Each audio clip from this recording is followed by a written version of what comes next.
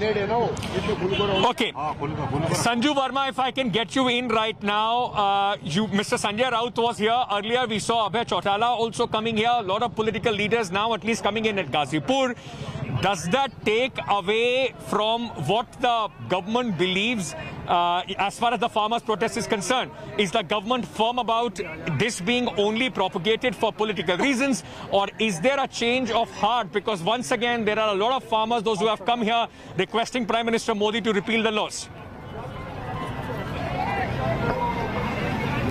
You know, Ankit, a couple of things. Point number one, the Modi government has always assured farmers in no uncertain terms that it is willing for a dialogue, but it is not willing to have a gun put to its head.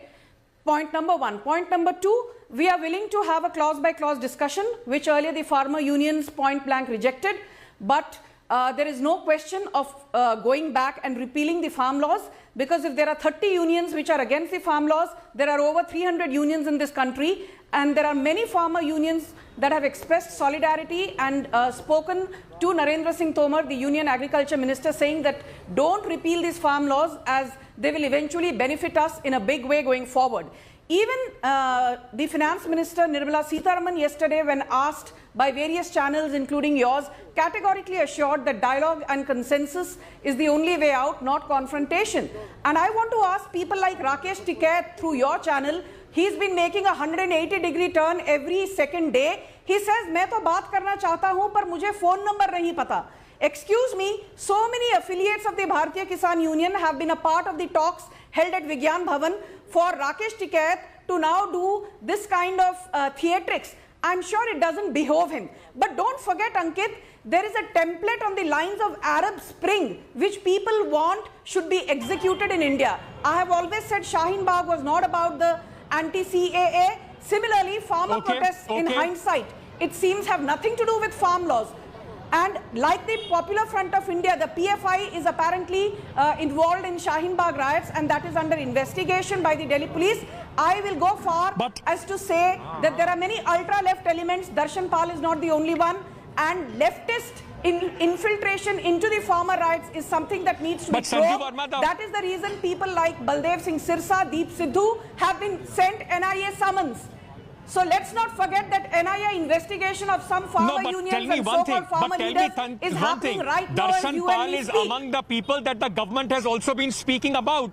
If the government, are you saying that all these thousands and lakhs of farmers at Singhu, Tikri and Ghazipur border, all of these people are part of a conspiracy? There are no genuine concerns here? No, I think, Ankit, I'm so happy you asked me this question. It gives me a chance to explain, and I will again say on the record what I have been saying umpteen number of times. Farmers are a very, very important stakeholder in terms of contributing to nation building. There can be absolutely no doubts on that. Amongst the many who are sitting at Singhu, Tikri, Ghazipur are innocent farmers. But there are also many who are trying to politicize this. I want to ask one thing. What has Sanjay Raut's government done in the last 1 odd year in Maharashtra for farmers? Nothing. Whereas the Fadnavis government gave more than 35,000 crore by way of farm loan waiver. I want to ask, what has Salman Khurshid, what was the need for him to write a provocative tweet? What was the need for Manish Sisodia to go and say, you know, I'm here in Ghazipur to give free water, electricity to our farmer brothers? Excuse me, Delhi Assembly first ratified the farm laws and then rejected it. Can't you see the absolute, politicization that is happening? People are using farmers as cannon fodder. Let me take this to Chaudhry Avnit Panwar, who is a farmer leader, to try and understand whether farmers once again, despite being on protest for 70 days, are only cannon fodder as far as politics is concerned. Chaudhry साहब, शुरुआत में बड़ा clearly किसानों ने ये बात कही थी कि हमारा मंच राजनीतिक नेताओं के लिए नहीं होगा. जो राजनीतिक दल या नेता हमें समर्थन करना चाहते हैं वो बाहर से कर सकते हैं, वो यहां पर नहीं आएंगे. पिछले कुछ असली 3 दिनों में, जैसे कि आज संजय राउत आए और बाकी नेता आए, कम से कम बीजेपी को और बहुत सारे लोगों को ये कहने का मौका मिल गया है कि किसान जो है वो सिर्फ राजनीतिक निशाना उनको इस्तेमाल करा जा रहा है मोदी सरकार को घेरने के लिए, ऑपोजिशन पार्टीज के. क्यों आपने अपना फैसला बदला कि राजनीतिक नेता आप लोगों के आके मंच साझा करेंगे?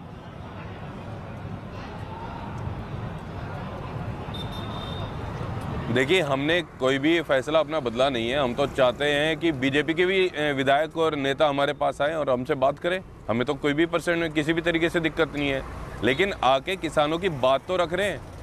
देखिए, किसानों से ही सब संबंधित है, किसानों के साथ ही जुड़े हुए हैं, किसानों से ही सबका घर चल रहा है। इनकार कर दिया।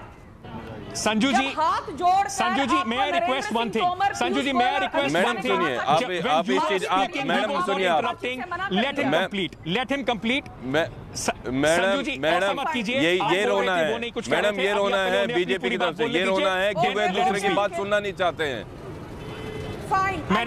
चौधरी साहब, मैंने उन्हें बता दिया है, वो कुछ नहीं बोलेंगे। आप अपनी बात पूरी कीजिए। सबके लिए खुला हुआ है। देखिए, ये प्लेटफॉर्म सबके लिए खुला है, ये मंच सबके लिए खुला है। किसानों के लिए आवाज जो उठाना चाहता है, हमारे यहाँ स्वागत है। हम चाहते थे पॉलिटिकल चीजें ना हो, लेकिन वो किसान बन के आए हैं, राजनीति करने नहीं आए, यहाँ वोट मांगने नहीं आए कोई भी पार्टी हमसे। उन्होंने अपना समर्थन दिया है किसान आंदोलन को। पूरे देश खुला हुआ है, किसान मंच पे आ सकते हैं, किसान के तौर पे कोई भी आए। बीजेपी वालों को भी मैं स्वागत कर रहा हूं कि वे भी मंच पे आ सकते हैं, अपनी बात किसानों के लिए रख सकते हैं। इस बात को, अगर ये बात मैडम कह रही है कि तो आप मानेंगे, 2 महीने जब तक किसान यहाँ पर ठंड में बैठा रहा, जब तक 2 महीने किसान ठंड में बैठा रहा, उसकी सबसे बड़ी ताकत यही थी कि ये किसानों का आंदोलन था। अगर राजनीतिक पार्टियां आपके साथ आके खड़ी हो जाएंगी, चाहे आपके खिलाफ चाहे आपके पक्ष में, उनको अपनी पॉलिटिक्स करने का मौका मिलेगा। तो आपको नहीं लगता कि किसानों के मूवमेंट को किसानों का मूवमेंट रहने दिया जाए? वरना जैसे संजू वर्मा ने कहा, वो कहेंगे कि आपके कंधे पर रखकर कांग्रेस और आम आदमी पार्टी गोली चला रही है।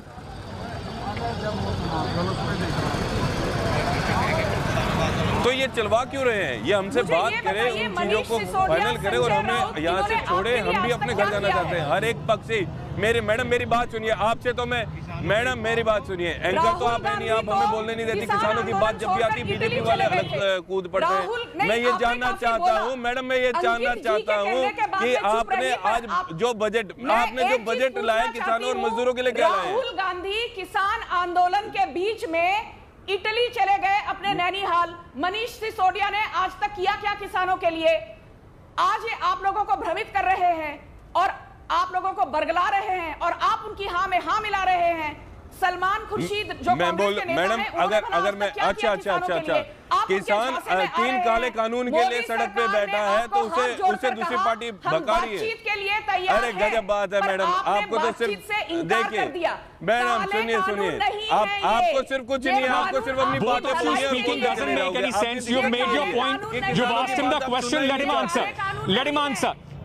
Let him answer, ma'am. Let him answer.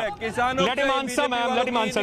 Chaudhary साहब बोलिए, आपसे सवाल पूछा उन्होंने कि क्या करा है बाकी पॉलिटिकल पार्टीज ने जिनके साथ आज आप खड़े हुए हैं?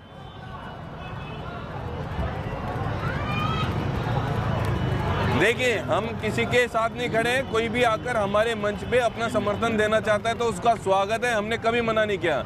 मैं आपको पहले भी बोल चुका हूँ, अगर बीजेपी के लोग भी किसान के तौर पे आकर अपनी बात रखना चाहते हैं तो उनका स्वागत है।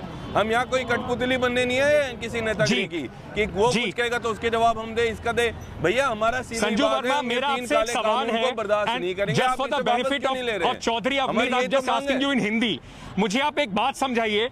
अगर कोई पॉलिटिकल पार्टी किसानों के समर्थन में आती है तो उसमें गलत क्या है? क्या देश की ऑपोजिशन की जो पार्टी है वो सिर्फ पार्लियामेंट में चीखने के लिए है? देश के लोगों का मुद्दा उठाना क्या ऑपोजिशन पार्टीज का काम नहीं है?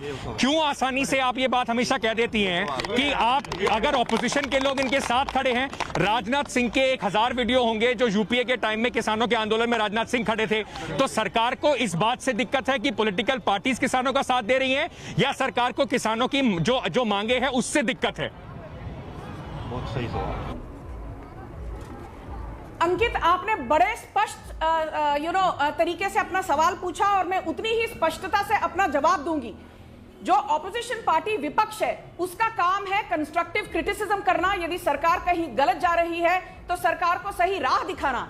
पर मैं ये दावे के साथ कह सकती हूं, डंके की चोट पर कहना चाहूंगी आपके दर्शकों को, जो भारतवर्ष का विपक्ष है वो बार बार चुनावी हार के बाद मोदी सरकार के हाथों पूरी तरह से बौखला गया है। चाहे वो गोवा की जिला परिषद का इलेक्शन हो, चाहे वो कर्नाटका के बाइपोल हो, मैडम, चाहे अब कौन सा गुजरात, चुनाव हो मध्य रहा प्रदेश है? के बाइपोल मैडम, हो अब या कौन सा बिहार का चुनाव हो रहा है? अब तो किसान कांग्रेस आंदोलन हार चुकी लड़ है, रहे हैं। इसीलिए अब कौन सा आज विपक्ष कौन सा मोदी चुनाव हो रहा है? विरोध मुझे नहीं लग रहा सिर्फ कोई इसीलिए चुनाव हो कर रहा है। रहा आप क्योंकि सुनिए, किसानों का उनको मंच है, अपनी किसानों की बात रखी जा रही है। अपनी किसानों की बात आप सुन नहीं रहे हो, किसानों की मांग आप मान नहीं रहे पूरी हो। तरह से खत्म ये होती तो दिख सिर्फ रही पॉलिटिकल है। बात करके कोई बात नहीं है मैडम। बीजेपी का काम सिर्फ किसानों की बात Okay, सुनना okay. नहीं होगा। Sanju Verma, Chaudhary Anvit Panwar. Okay, I have to leave it there. I just want to go. Ma'am. Hello everyone, this is Rahul Kamal here. Hope you enjoyed this video. For the latest news and analysis, like and subscribe the India Today YouTube channel and don't forget to press the bell icon to stay updated.